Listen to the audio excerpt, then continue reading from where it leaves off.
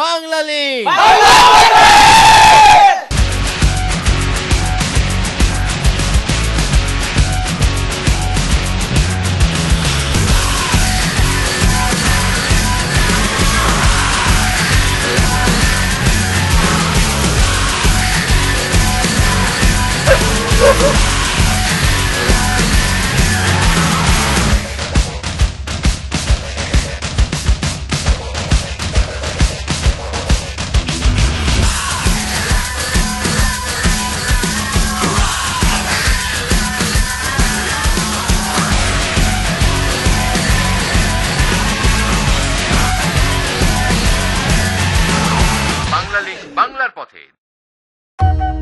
Bangla link বাংলার পথের বন্ধুরা কেমন আছেন?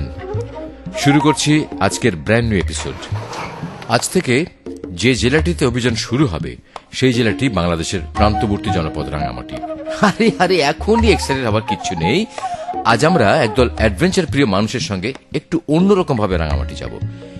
এই গ্রুপটি চলেছে সূর্য উৎসব করতে রাঙামাটির পাবলাখালী বনে। বিষয়টা ইন্টারেস্টিং। এরকম একটা দলে বেড়াতে গেলে কি মজা হয় এবার আমরা তাই দেখব। বুঝতেই পাচ্ছেন আমরা চলেছি রাতের বাসে। ঢাকা থেকে রাঙামাটির দূরত্ব ৩২৮ কিলোমিটার। বাসে যেতে সময় লাগে কম বেশি ৮ ঘন্টা। ভাড়া ৩৫০ টাকার মতো। ঢাকা থেকে বেশ কয়েকটা কোম্পানির বাস নিয়মিত রাঙামাটি যাতায়াত করে। তবে আপনারা ঢাকা টু চিটাগাং, চিটাগাং টু রাঙামাটি যেতে পারেন। চিটাগাং থেকে রাঙামাটির দূরত্ব ৭২ কিলোমিটার। যারা ইতিমধ্যে বাসে ঢাকা টু চিটাগাং যাতায়াত করেছেন তারা জানেন যেতে পথে কুমিল্লা ১৪ গ্রামে ফ্রেশ হওয়ার জন্য যাত্রা বিরতি হয়। সেরকমই একটা মোটেল এখন আমরা। রাত ৪:৩০। একটু ঘুমিয়ে নি। চোখ মেলে দেখি আমরা রাঙামাটির অনেক কাছে চলে এসেছি। বাস ছুটে চলেছে রাঙামাটির আঁকা বাঁকা নয়নাভিরাম পাহাড়ি পথ ধরে। সামান্য ঘুমের কারণে পথের সৌন্দর্যের অনেক কিছু মিস করলাম মনে হচ্ছে। আপনাদেরকে একটা টিপস দিয়ে রাখি, আপনারা যখন রাঙামাটি বেড়াতে আসবেন তখন অবশ্যই রাতের বাসে আসবেন না। রাঙামাটির সবকিছুই সুন্দর, দেখার মতো। দিনে আসলে সেই সৌন্দর্য দেখতে পাবেন। হ্যাঁ, আমরা ঢুকে পড়েছি রাঙামাটি শহরে। গন্তব্য ফিশারিজ ঘাট। বাংলা লিংক।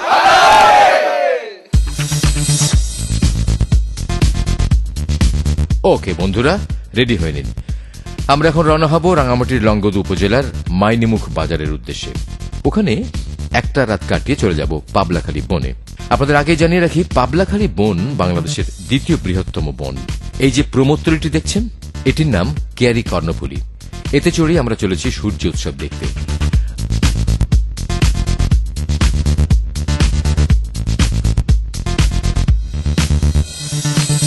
আমাদের দলে আছেন ১৩০ জন বাচ্চা থেকে বুড়ো আমোদে অভিযাত্রী।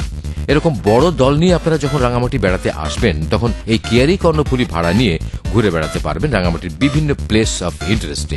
তাছাড়া প্রতিদিন সকালে নিয়মিত ট্রিপে মাথা পিছু মাত্র ১২০ টাকা দিয়ে যাত্রী হতে পারবেন এই প্রমোত্তরী কেয়ারি কর্ণফুলী।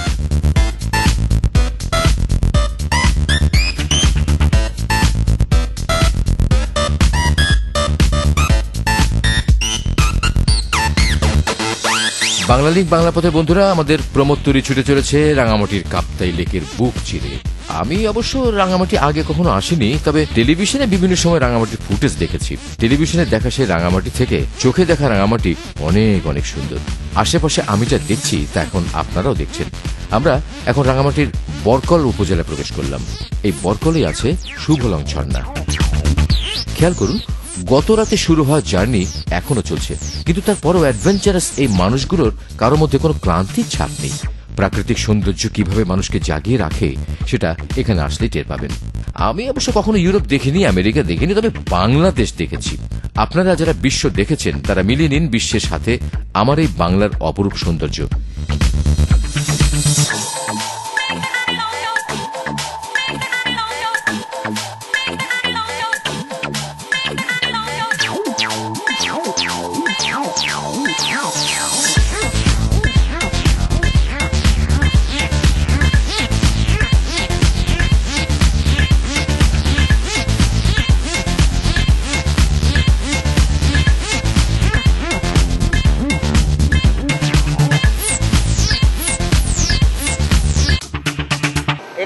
এই নদীটা কোন না? এটা হলো কাঁচালং নদী। কর্ণফুলী নদী আসলে কতগুলো নদী দিয়ে তৈরি হচ্ছে? আচ্ছা, কর্ণফুলী নদীটা হলো আসামের লুসাই পর্বত থেকে উৎপন্ন হয়েছে। কর্ণফুলীতে এখানে কাঁচালং নদীটা পড়ছে, রাঙামাটিতে চেঙ্গি নদী পড়ছে, কাপ্তায়ে রাইখং নদী পড়ছে এবং রাঙ্গুনিয়াতে হালদা নদী পড়ছে। আর এখানে কাঁচালং নদীর উপনদী হলো মাইনে নদী। আচ্ছা, কাপ্তাই লেক যেটা বলা হয় সেইটা কোনটা? কাপ্তাই লেকটা বলতে টোটালটাই হলো কাপ্তাই লেক বলে, আপনার মাইনে বলতে এটাও আমি কাপ্তাই লেকের অন্তর্ভুক্ত। মূল নদীটা তো ছোট, কাপ্তাই বাদ দেওয়ার পরে মানে উপরের এলাকায় মানে টোটাল এলাকাটাতে পানি নিমগ্ন হয়ে গেছে। আসলে এগুলো তো সব খালি জমি। বাংলার পথে।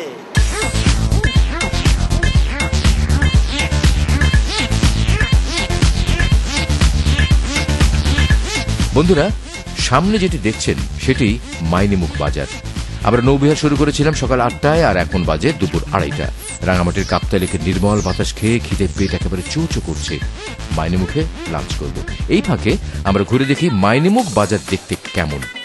জেনে রাখুন, ছোট্ট পরিসরের মাইনিমুখ আইল্যান্ড বাজারে থাকা ও খাওয়ার ব্যবস্থা আছে। মানুষ হাসি খুশি। সচরাচর বাংলার বাজারের মতো দেখতে হলেও সপ্তাহান্তে দূর দূরান্তের আইল্যান্ড থেকে নৌকা নিয়ে মানুষ আসে এখানে বাজার করতে। বন্ধুরা, আপনারা জানেন বাংলা লিংক বাংলার পথে আমরা ঘুরে বেড়াই বাংলার আনাচে কানাচে, আর তাই সবাই বলেন বাংলা লিংক।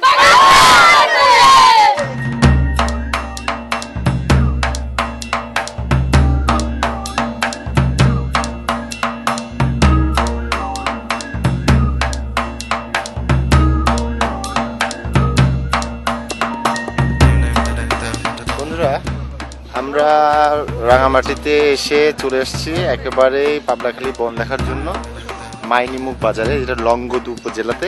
আমরা থাকবো এই স্কুল ঘরটির মধ্যে। দেখুন, দল বেঁধে অ্যাডভেঞ্চার আসলে কিভাবে থাকতে হয়। আমাদের কোনো রুম সার্ভিসের ব্যবস্থা নেই, যার যার গদিবালি শেষে সামলাতে ব্যস্ত।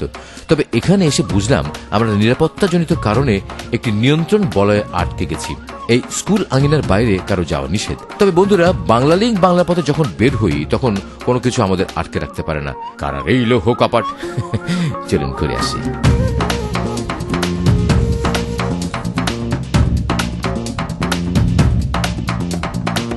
আমরা আপনাদের নিয়ে এসেছি পার্বত্য চট্টগ্রাম উত্তর বন বিভাগের আওতায় পাবলাখালীর বন স্মৃতি বিশ্রামাগারে। মাইনী নদী তীরের এই বন বিশ্রামাগারটি অনেক পুরনো। এখানে আইয়ুব খান সহ ইতিহাসের অনেক বিখ্যাত মানুষ রাত যাপন করেছেন।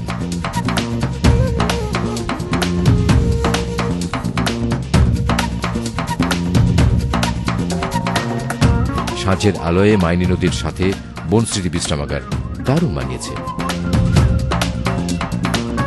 বন বিভাগের এই বনস্মৃতি বিশ্রামাগারে 1929 সাল থেকে ভিজিটররা আসছেন, দেখলেন। যেহেতু বন বিভাগ, তাই গাছপালা নিয়ে একটা ব্যাপার স্যাপার তো থাকবেই।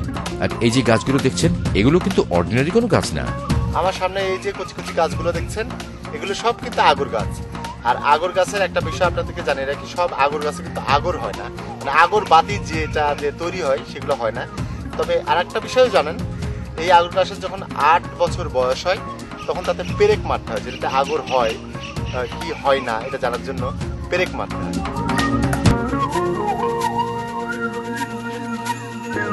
বাংলা লিংক বাংলা পথের বন্ধুরা, আপনারা দেখছেন রাঙামাটির মাইনিমুখ নদী তীরে 2007 সালের শেষ দিনের অস্ত যাওয়া সূর্যের শেষ আভা।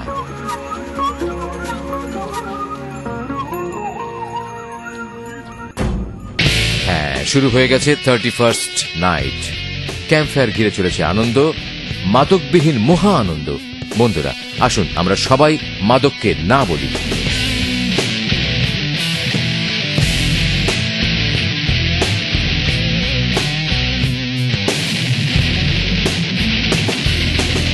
কাল সকালের সূর্যোদয়কে স্বাগত জানানোর প্রস্তুতি শুরু হয়ে গেছে সূর্যোৎসব।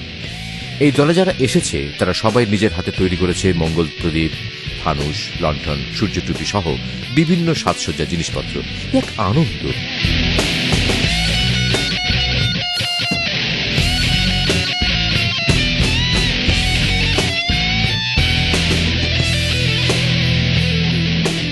অবশেষে সময় ঘনিয়ে এলো, বেজে গেল রাত 12টা 1 মিনিট। 2008 সালের শুভেচ্ছা সবাইকে।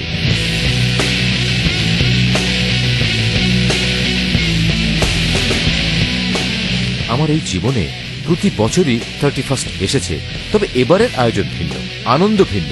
দেখুন,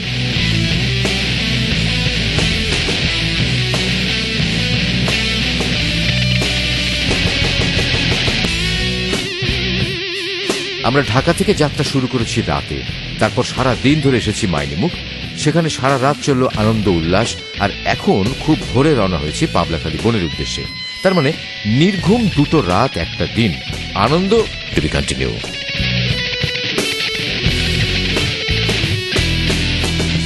বন্ধুরা, আমরা পৌঁছে গেছি পার্বত্য চট্টগ্রামের উত্তর বন বিভাগের পাবলাখালী রেঞ্জে। সকাল 8টা, ঠান্ডা এবং কুয়াশা, সামনে পাবলাখালী বন, সব মিলিয়ে দারুণ এক উত্তেজনা কাজ করছে।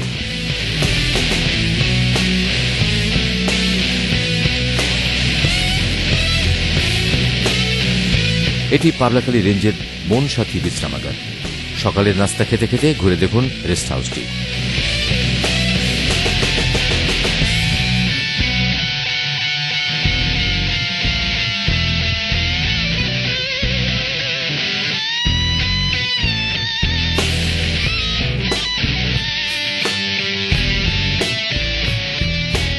বাংলা লিংক, বাংলার পথে। রাঙামাটির পাবলাখালী বন্যপ্রাণী অভয়ারণ্যের আয়তন 42,087 হেক্টর, যার ভেতর দিয়ে আমরা এখন হাঁটছি। এই বনে হাতিই রাজা। এছাড়া আছে নানা প্রজাতির বন্যপ্রাণী, পাখি এবং সেগুন সহ নানা জাতের গাছগুল্ম। তবে এই বানরটি ছাড়া আমরা আর কোনো বন্যপ্রাণী দেখা পাইনি, আর ইচ্ছে থাকলেও সম্ভব হয়নি নিরাপত্তাজনিত কারণে। যাই হোক, সংরক্ষিত বনে কয়েক কিলোমিটার হেঁটে বেড়ানোই এবারে পাবলাখালী বন দেখার অভিজ্ঞতা। আপনারা যারা পাবলাখালী বন দেখতে চান তারা সময় করে চলে আসুন রাঙামাটি। বন বিভাগের অনুমতি নিয়ে চলে আসুন পাবলাখালী, ভালো লাগবে। সূর্য উৎসবের অভিযাত্রীরা এখান থেকে চলে যাবে ঢাকার পথে, আর আমরা থেকে যাব রাঙামাটি। তাইলে বলেন বাংলা লিংক, বাংলা লিংক বাংলার পথে, বাংলা লিংক বাংলার পথে। বিরতির পর আবারও স্বাগতম বাংলা লিংক বাংলার পথে। আপনারা জানেন আমরা এসেছি রাঙামাটি, তো রাঙামাটি সম্পর্কে কিছু সাধারণ তথ্য জেনে নিন। বাংলাদেশের দক্ষিণ পূর্বে অবস্থিত পার্বত্যময় প্রাকৃতিক সৌন্দর্যে ভরপুর সীমান্তবর্তী জেলা রাঙামাটি। এটি বাংলাদেশের সবচেয়ে বড় জেলা, আয়তন 6,116 বর্গ কিলোমিটার। এ জেলায় আছে 10টি উপজেলা: রাঙামাটি সদর, কাপ্তাই, কাউখালী, বরকল, নানিয়ারচর, রাজস্থলী, বিলাইছড়ি, জুরাছড়ি, লংগদু ও বাঘাইছড়ি। এদের মধ্যে বাঘাইছড়ি বাংলাদেশের সবচেয়ে বড় উপজেলা, আর এই জেলায় লোকসংখ্যা 6 লক্ষ, শিক্ষিতের হার 70%। মহান স্বাধীনতা যুদ্ধে রাঙামাটি 1 নম্বর সেক্টরের অধীন ছিল।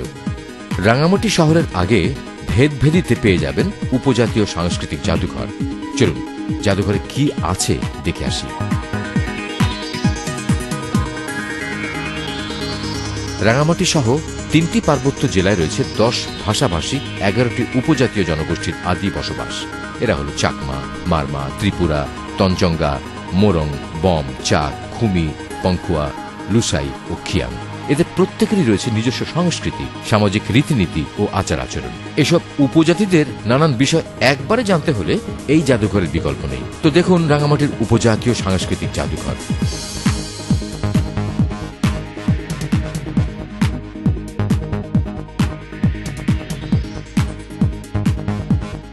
আপনারা যা দেখছেন তা থেকেও আরো অনেক কিছু সংরক্ষিত আছে এই জাদুঘরে। 1978 সালে রাঙামাটিতে প্রথম উপজাতীয় সাংস্কৃতিক ইনস্টিটিউট প্রতিষ্ঠিত হয়। তখন থেকে উপজাতীয়দের মূল্যবান নিদর্শন সংগ্রহ, সংরক্ষণ, প্রদর্শন ও তথ্য সংগ্রহের মধ্যে দিয়ে 2003 সালে এসে প্রতিষ্ঠা পায় এই পূর্ণাঙ্গ উপজাতীয় সাংস্কৃতিক জাদুঘরটি, যা আপনাদের দেখা ও জানার জন্য সোম থেকে শুক্রবার খোলা থাকে। রাঙামাটি শহরে ঢোকার আগেই পড়বে উপজাতীয় সাংস্কৃতিক জাদুঘর। এই জাদুঘরটা মাস্ট সি, অবশ্যই দেখবেন। বাংলা লিংক,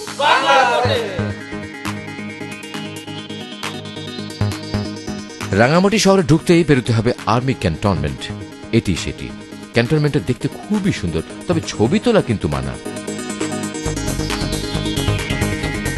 এই যে রাস্তা দেখছেন, এটি রাঙামাটির প্রধান সড়ক।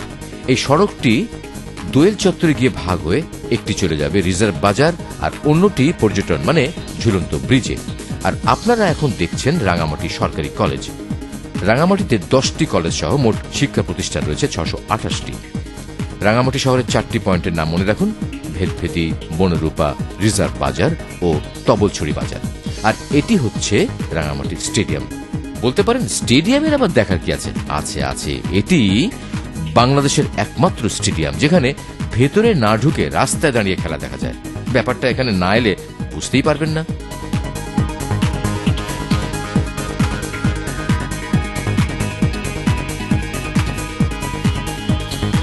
রাঙামাটি স্টেডিয়ামে প্রথম বিভাগ ক্রিকেট লিগ চলছে। আজকে যারা খেলছে রফিক স্মৃতি, সাউথ রাঙামাটি, এই দুটি টিম। দেখেন বাংলা লিগ।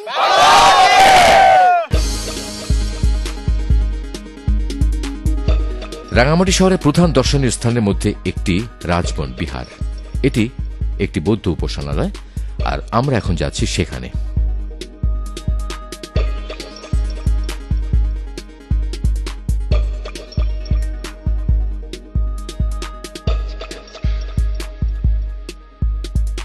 রাজবন বিহারে আসার 3টি ওয়ে আছে, তার মধ্যে এই ওয়েটা সবচেয়ে মজার। আপনি রাজবাড়ি ঘাটে আসলেই এরকম নৌকা পাবেন, নৌকা দিয়ে চলে যাবেন। কাপ্তাই লেক ঘেরা নয়নাভিরাম প্রাকৃতিক সৌন্দর্যের মাঝে 31 একর জমির উপর গড়ে ওঠা রাজবন বিহারে এই রাস্তায় এলে প্রথমে চোখে পড়বে এই সাদা 7তলা ভবনটি। 7টি স্বর্গের প্রতীক রূপে তৈরি করা এই ভবনটিকে বলতে পারেন মর্তের একমাত্র স্বর্গ। হ্যালো হ্যালো দোস্ত, তোরা কোথায়? হ্যাঁ, আরে না বেটা, আমি স্বর্গ থেকে কথা বলছি।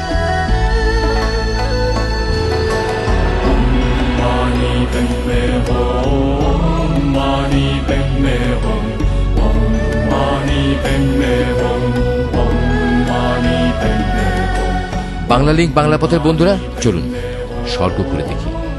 জীবিত অবস্থায় স্বর্গে ঘোরার ফিলিংসই আলাদা। বন্ধুরা, আজ আপনারা দেখবেন স্বর্গ থেকে মর্ত দেখতে কেমন।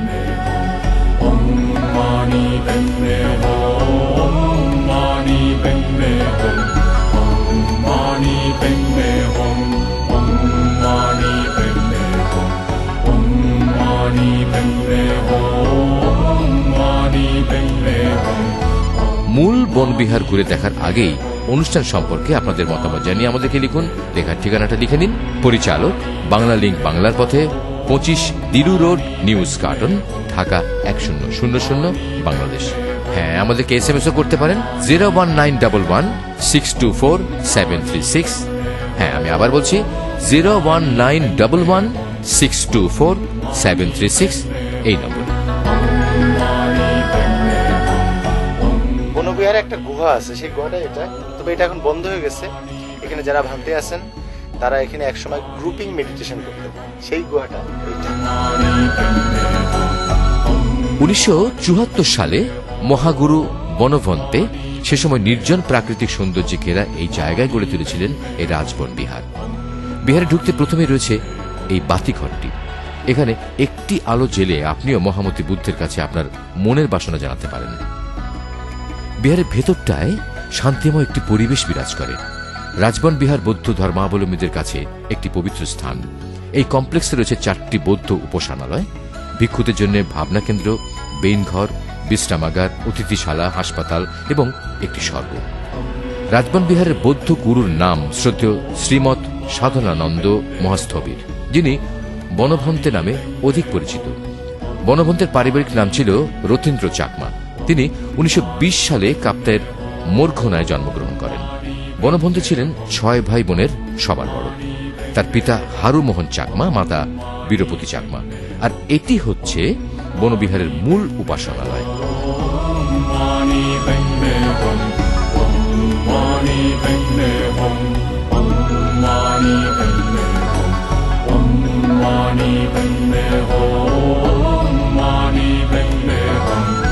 রাজবন বিহার বাংলাদেশের বৌদ্ধ ধর্মাবলম্বীদের প্রধানতম বৌদ্ধ বিহার হিসেবে পরিচিতি পেয়েছে।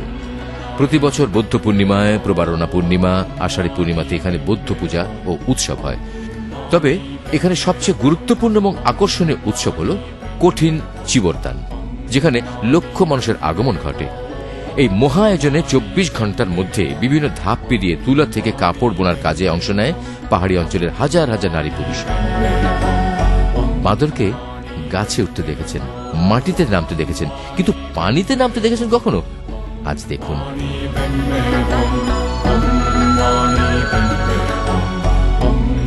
এখানে আছে 33 22,25,000 টাকার একটা গাড়ি, যা যা কাগজপত্র করে 44 লক্ষের বেশি টাকা লাগবে, এবং যেটার 35 লক্ষের কাছাকাছি টাকা দান করা হচ্ছে বনভান্তের জন্য, তার ঘোরাঘুরি সুবিধার জন্য।